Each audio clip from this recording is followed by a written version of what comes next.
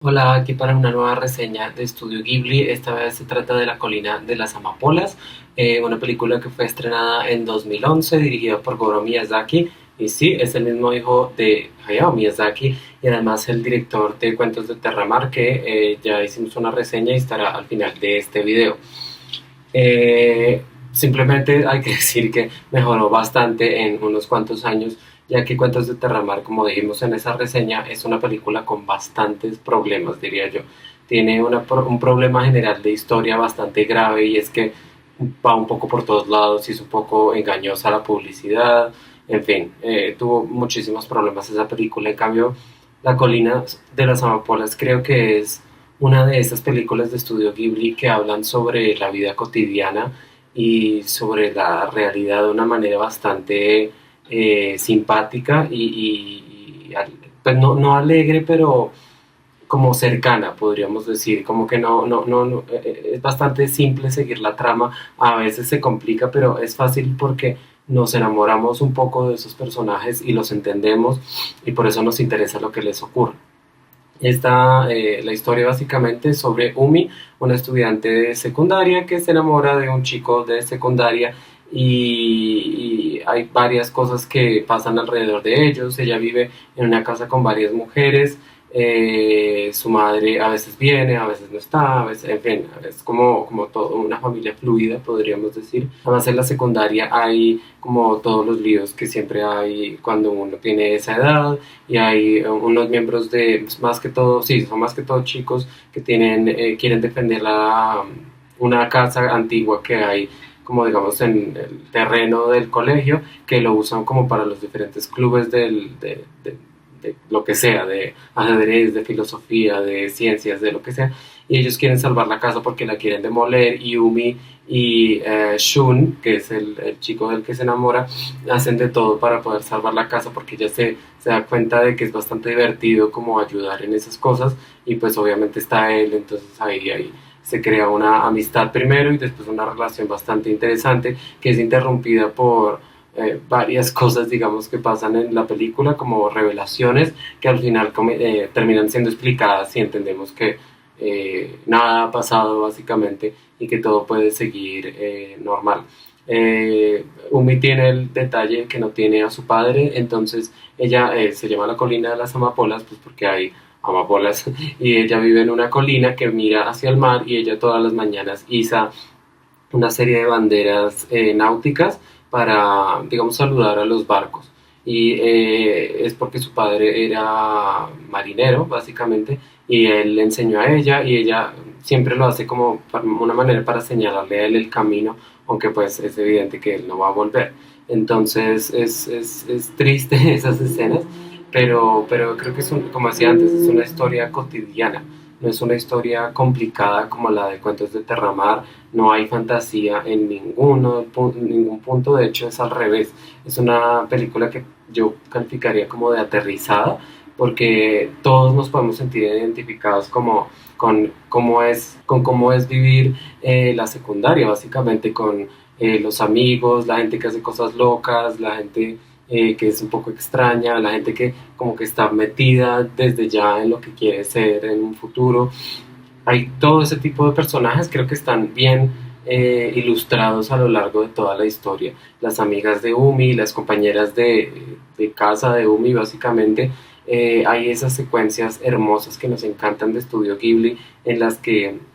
los personajes cocinan y creo que siempre es hermoso cuando vemos, por ejemplo, en El Castillo Ambulante era perfecto cuando Sophie hacía la comida enfrente de Calcifer, encima, perdón, en esta película cuando Umir prepara el desayuno de todas las chicas es una introducción como perfecta al mundo que ella tiene un mundo bastante organizado, tiene unas reglas, ella tiene unas responsabilidades, pero todo se cambia cuando conoce a una persona mejor dicho, que le cambia el mundo, que le hace ver nuevas cosas, le hace ver nuevos intereses que ella puede tener y nuevas posibilidades, y entonces es muy interesante ver cómo hay esa, no una transformación total del personaje ni de la persona, porque no es que lo haya, pero como esa evolución, diría yo, no es una transformación, sino una evolución, porque ya no pierde nada, sino que gana, diría yo. y gana mucho conociendo a Shun y es un cuento, es una historia bastante interesante, se pasa muy rápido la película, es una película hermosa, tiene una animación clásica de estudio Ghibli, podríamos decir, no hay nada así chocante, no hay nada terriblemente nuevo en esta película, no hay animación de última generación, podríamos decir, es todo bastante clásico y creo que esta es la manera que nos gustan las películas de estudio Ghibli, con esos colores característicos, los detalles en ciertas partes. Creo que esta película la podría yo comparar con Susurro del Corazón. Creo que es bastante parecida en cómo o sea, cómo nuestra protagonista es una chica que está en el colegio, que está viviendo su vida como tal cual, y hay una cosa pequeña que le cambia todo, pero no es que sea algo que le defina su vida. O sea, no es algo que cambie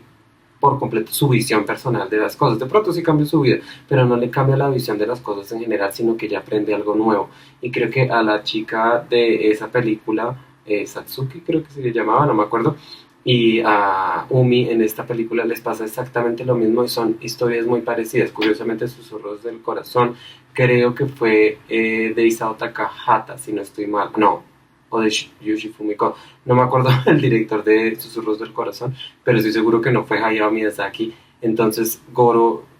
simplemente se inspiró en otras personas, en otros maestros, en otros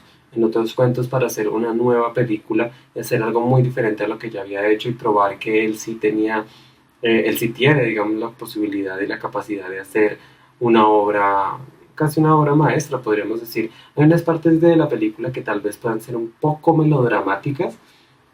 que tiene muchos tintes de telenovela, podríamos decir, y hay que recordar que en Asia, en Corea sobre todo, pero también en Japón, les encantan los dramas, les encantan todas estas cosas que son como novelas, aunque las novelas latinoamericanas son excesivamente exageradas a veces, las de Japón y Corea lo, tienen eso, pero tienen como una parte tradicional, pero tienen como esa parte de la que estamos hablando de hacer de lo cotidiano algo nuevo, algo muy interesante. Creo que eso es algo que con lo que juega mucho Goro Miyazaki en esta película. Es muy interesante ahora que lo pienso porque es el fenómeno de los dramas. Esta película es de 2011 y ahí ya existían los dramas japoneses y coreanos y chinos y en fin, que son así, todo es como, wow, como melodramático, pero no es tan exagerado y creo que en esta película pasa lo mismo. Hay partes melodramáticas, pero no te hartas de verlas, no es como, voy a dejar de ver la película porque ya exageraron mucho. Es como lo suficiente y después vuelven a lo que ya conocíamos y demás. Es bastante realista, cosa que me gusta bastante. Me gusta también cuando las películas son surreales un poco, pero no al término de la exageración, porque ya creo que es, no sé, ahí ya se vuelve un poco como cinearte y ya es algo un poco distinto. En cambio, en esta película es bastante atado a la realidad y lo compararía si pueden ver la reseña que hice sobre Okja en inglés. Pueden ver esa película de Netflix y en esa película pasa lo mismo, que es muy real, a pesar de que la premisa es sobre algo fantástico, que es un cerdo gigante, básicamente, eh, cómo termina la película y cómo ocurren las cosas es bastante real y no se pierde como en la fantasía de la premisa, podríamos decir. Y aquí, aunque no hay una premisa fantástica, aunque a veces esperamos que el padre llegue de la nada y resuelva todos los problemas de Umi, no ocurre porque es una película que está basada en la realidad y la realidad es que nuestros seres vivos, sobre todo cuando ocurre como con el padre de Umi, no siempre vuelven y creo que él estuvo en la guerra o algo así, entonces obviamente no iba a volver. O sea, si no volvió cuando volvieron los demás, obviamente no iba a volver después. Era muy poco probable. No es que no sea probable, pero las probabilidades se reducen bastante, digamos. De nuevo, es una película muy interesante, muy hermosa de ver. Las tomas, como los paisajes que vemos desde la colina, las comidas, la casa de clubes, que se llama así, las reuniones, los personajes secundarios, aunque la verdad sea difícil a recordar sus nombres, son muy interesantes y muy bien creados, muy bien delineados, bastante inteligentes, podríamos decir. incluso cuando no son inteligentes como tal, son inteligentes en el sentido de que se ajustan muy bien a como a la personalidad que les impusieron, sí, sí, eso tiene sentido. Entonces me parece eh, eso que está muy bien hecho, la creación de personajes está supremamente bien hecha, que no entiendo cómo fue que Goro Miyazaki hizo, porque en Cuentos de Terramar la creación de personajes era un poco un desastre, no estaba bien hecha, estaba un poco demasiado suelta y había muchos cabos sueltos. En esta película no existen cabos sueltos, es una película muy concentrada, muy bien limitada y muy bien definida, podríamos decir, que encaja todo perfectamente y no hay nada, al final cuando la película termina, no hay nada que nos moleste, no hay nada que uno diga como, ah, pero se les olvidó hablar de esto, o se les olvidó hablar de aquello. Creo que termina en una nota bastante interesante y creo que definitivamente es una de las más recomendadas, es una película que a mí me gusta bastante de Estudio Ghibli y seguramente sea la mejor de Goro Miyazaki hasta donde yo tengo conocimiento de su filmografía. Eso es todo para esta reseña de hoy. Espero que les haya gustado. Por favor, dejen sus comentarios si han visto esta película, qué les parece, que de pronto no dije en esta película, en esta reseña, perdón. La música es bastante buena también, hay que recordar eso. Eh, por favor, compartan este video en redes sociales, suscríbanse al canal si no lo han hecho todavía y obviamente dejen un me gusta o un like en el video para saber que lo vieron y saber que les gustó. Muchas gracias por todo y nos veremos pronto. Nos faltan pocas películas, creo que solo son 3. Muchas gracias y hasta luego.